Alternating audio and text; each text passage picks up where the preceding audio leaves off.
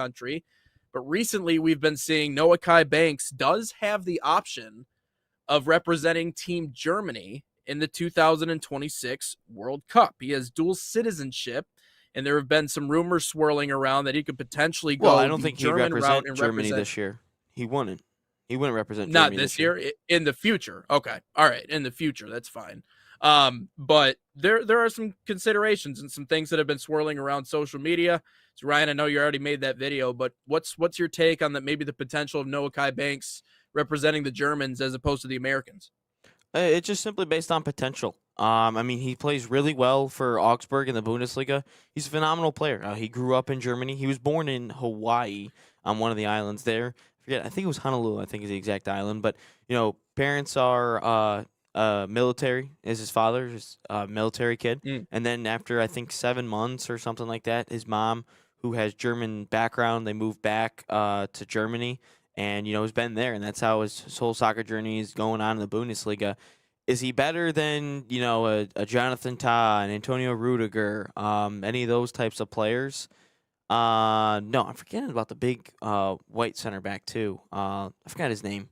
Plays for Germany. Really good. I don't even think Tah's a starter for him right now. But does he get into the starting 11?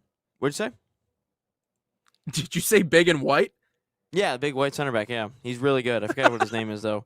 I'll have to search him up. I can picture him, but I can't come up with a name right now. So, exactly. But anyways, that's basically how it is right now. But no, I don't see him. It's based on solely potential. I don't see him starting. I don't see him playing in the 2026 World Cup. I don't even know if he makes a team, to be honest with you, for Germany in the 2026, 2030. It's a different discussion, we can say. But I think it's solely based on potential. But at the same time, I could see this angle as well. Maybe this puts some pressure on Pochettino to actually select him for March. Because I hate this whole notion in the sports world sometimes about, like, if you're too young. Like sometimes you might be too young to do this. Yeah. You're too young to do that. But I'm sorry, after seeing Tim Ream this weekend in the MLS just get dusted, like the guy didn't even do a skillful move at all. Just dribbled past him. Like it just was like as the move was going on, you just knew Tim Ream was going to get beat at some point. And this isn't a knock on Tim Ream. The guy's just old. But I'll tell you this. Noahkai Banks wouldn't get beat like that. I wouldn't say he gets beat like that. It sounds like a song. I don't know. I don't like that. The way I said that just sounded like a song right there. Just beat it. No, it wasn't like that. I did not try to go Michael Jackson and said beat like that. Like that sounds like a song. That sounds like a song somewhere. I forget what. But what I'm saying is I think this kid should absolutely start for us. I don't care that he's 19. I don't. If Spain is giving guys like Lamine Yamal 16-year-old starter minutes in the Euros to go win it, he's going to start this year when he's like 18 or 19. Kylian Mbappe was 18 when he won the World Cup with France. Again, I'm not saying Noahkai Banks is the Lamine Yamal or the Kylian Mbappe of center backs right now. I'm not saying that at all. But just because we're the United States and maybe we need to have experience in these moments doesn't mean we can't play this kid. We're going to play in a 3-back system anyway.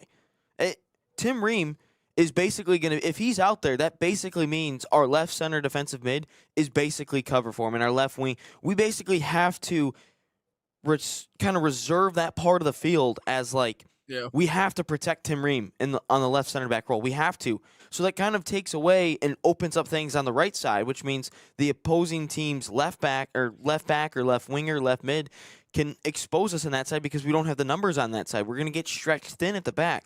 So what I think is Noahkai Banks should be slotted instead of Tim Ream. Tim Ream should be on the team, yes, because I think we need the experience and his leadership on this team. I think he should. But at the same time, that doesn't mean you have to play. Look at an Andre Iguodala in the last Golden State Warriors championship a couple years ago. He was on the team. He wasn't playing. He was just mentoring Andrew Wiggins. So why can't Tim Ream do that with Noahkai Banks? Or maybe Noahkai Banks is like, F you, dude. You didn't do anything in the league for all I know. Yeah. Maybe he says that. But I don't think Noahkai Banks is that type of person. But you start him alongside Chris Richards and then the other center back, I don't know who it is, but I got this gut feeling that we're going to start Tim Ream. We're just going to get exposed. But I think this whole notion is either one of two things. Germany just sees the kid's potential, and they want him potentially for 2028 Euros, 2030 World Cup, or 2032 Euros. Or he just wants to put pressure on Pochettino to actually select him for March. That's why he must be in the squad here in a couple of weeks. I think we're just under a month until the March friendlies. But no, this kid has got to be on the roster because we can't afford to lose him. Because you're telling me If we have a center back, maybe we can somehow go back to a 4 at the back. If we have a center back partnership of Chris Richards and Noahkai Banks for the next 10 years, I am happy with that, barring injury for some of these windows. But if I have a center back partnership of Chris Richards and Noahkai Banks, I love that. That's a massive upgrade. I can build on that for 10 years. Because some of these coaches in the USL Championship interviews have always talked about the spine of the team. Well, the center back is the spine of the team. You got to go the center back to the center defensive mid to the center attacking mid to the striker. That's the spine of the team. And if you have two solid center backs, history has told us that you got a very good chance of winning games, going far in tournaments. And I'm not saying Chris Richards and Noahkai Banks is going to be some unbelievable center back partnership like Chiellini or Bonucci for Italy or Gabriel and Saliba for my Arsenal. I'm not saying that. But for CONCACAF and for the men's national team, especially if we want to start knocking off these teams, it's a hell of a start. Yeah, 100% is. And here's the part that I love about what you're saying with giving him minutes and giving him that call up and putting pressure on him, which I could see that being the case. Now, to be as young as he is, to be that smart as to put pressure on Mauricio Pochettino by going, hey, I might go the other way. Brilliant if he did. Maybe it was his agent. Maybe it was someone else that gave him that idea. But I like it, and here's why. The reason why you always see sometimes international teams maybe go younger, and I like the idea of going younger, is because, number one, he has all the tools. He has the skill set. I already said on social media that the kid's a freak.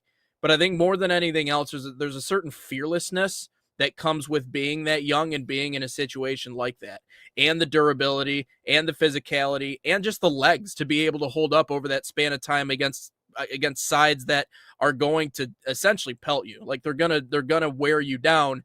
You need to be able to have the legs to hang with those teams. And so you're right. The veteran leadership of someone like Tim Ream, but also the youthfulness, the energy, and the promise of someone like Noahkai Banks. You have to, as a manager, have that level of trust in you that he's going to be able to go out and do what he needs to do, and that you can trust him in big time spots. Because if you can't, then again, you're going to lose him. And so the other side of the coin when it comes to this conversation is when it comes to he's kind of torn on where he wants to represent. And he talks about that in the ESPN article. He goes, I have allegiances in both places. Like, this is not an easy decision for me. It reminds me of, talk about a Red Wings legend in Brett Hull. The kid was born in Canada. I say kid. I mean, he's very much older than me. Player. But when he was born, the guy was born in Canada, but he grew up his entire life in Chicago. And so when you grow up, especially as a kid, and all of your formative memories, everything that you remember as a child growing up is in a completely different place than where you were born. I can see where there are connections to both sides of the aisle here. Obviously, he probably has family in the United States, has family in Hawaii, but everything that he did and everything that he learned about the sport came up in the German school of thought. So it would seem like a natural progression for him to want to be a part of that German school and to be a part of the place that he grew up playing in. So this is why I understand why he's a little torn. But if the question here is he good enough to play on the U.S. men's national team senior team right now? Absolutely, it's yes. And so you're right. We'll have to see exactly what direction Mauricio Pochettino goes, because I like youth for the World Cup. I like youth for international competitions because of just how physically grueling it is.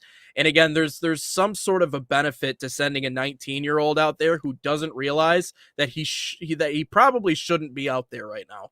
But he's just going to go stick his nose in everywhere and do what he needs to do. And maybe he blends well with Chris Richards and the rest of the group. So, no, I could see. I didn't even think about it in that way, putting pressure on Mauricio Pochettino. But that could very well be the case. But I can also see the other side of the coin where, listen, man, if I grew up my whole life in a country, that's where I'm sure of a lot of his allegiances are. And so, yeah, it's just kind of the way I see that.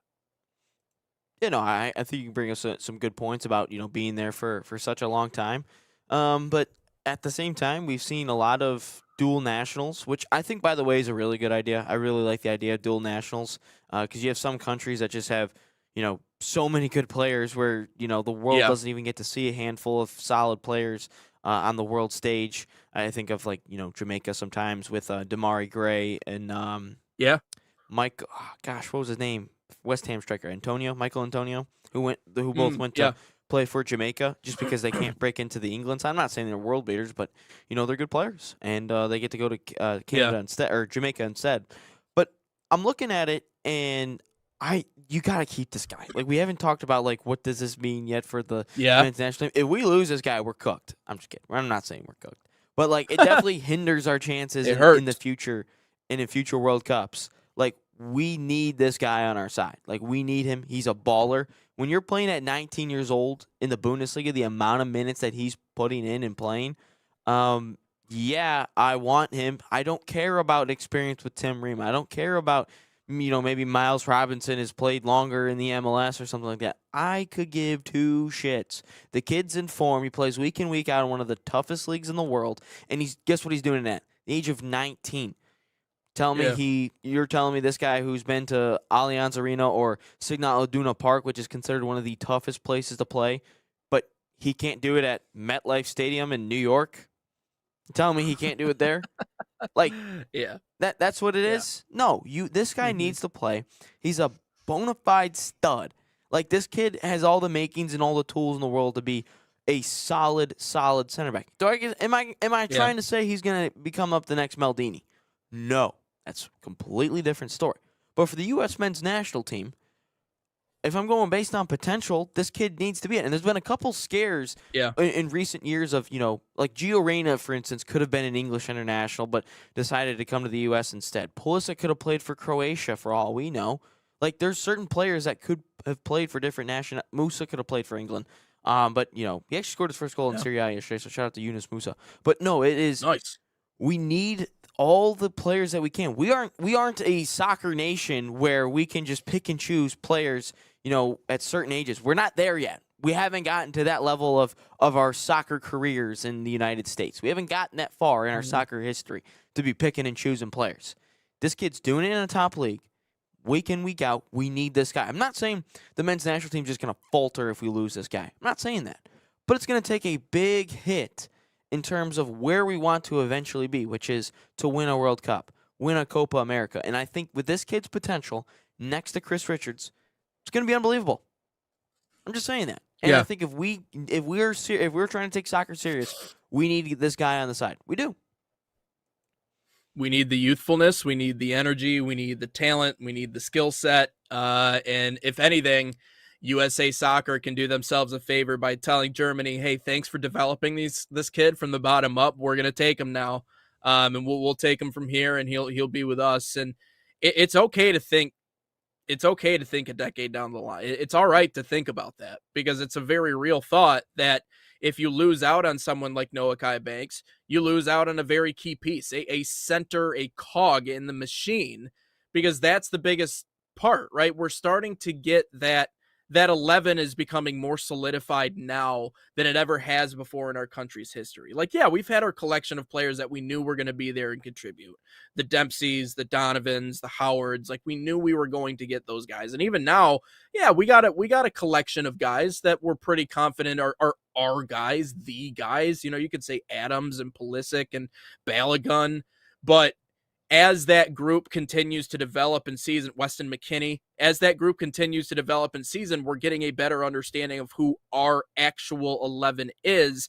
And I don't think Noahkai Banks, if he's not right there right now, he's not far off from being another one of those guys, like the guys for us. So no, there's so much to love about his skill set and what he does, and it didn't even cross my mind that he could potentially go the route of representing Germany until it was recently brought up. And if Mauricio Pochettino is anything like the remainder of U.S. men's national team fans, I'm sure he probably has been thinking about that the last couple of days. Like, I didn't even think about that. Like, that's a very real thing. So, and the other thing is too, Ryan, is that this window leading up to the World Cup, this is the time where, like, if he goes out and he falls flat on his face, well, then so be it. Then we revisit it in a little bit. But what if not? What if you put him out there and he does do really well? What if he goes out there and he does make a special play, or he does prove that he can hang, even if it's not necessarily against the best options on the other side?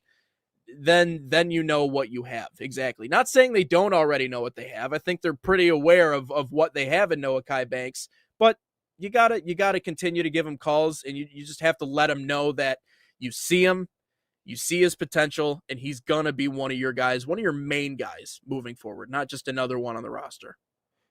Yeah, I'd agree. Just a couple quotes real quick. Before we get Griffin Beers on in a couple of moments. He did say he does not want to make a decision solely on a World Cup. Even though playing at a World Cup is a dream, I don't want to make my decision dependent on a World Cup. He says I feel connected to both nations. Then he did mention this though, which gives me a little bit of hope that he'd stay with the U.S. because he's represented the U.S. youth. He's represented the U.S. men's national team at the youth level all the way up to senior level. Obviously, he says I really enjoyed the camp, to be honest, because I thought as a young guy maybe I would get treated differently. But the guys helped me get into the team and into the training sessions. It was incredible, to be honest. Also, the big guys like Pulisic and Tim Weah, we maybe don't expect it, but they've been great to me and helped me get into the side a little bit easier. So hopefully, maybe there's some recruiting going on. I know, like, everyone talks about how crazy recruitment is in college sports, college basketball, college football, to be specific.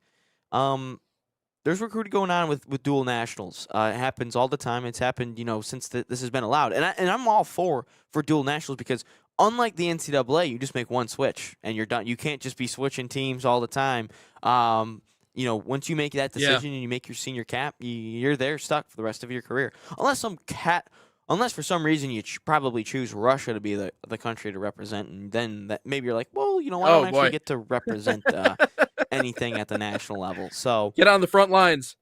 Exactly. So no, I think that we need to keep this kid, and this kid's a stud.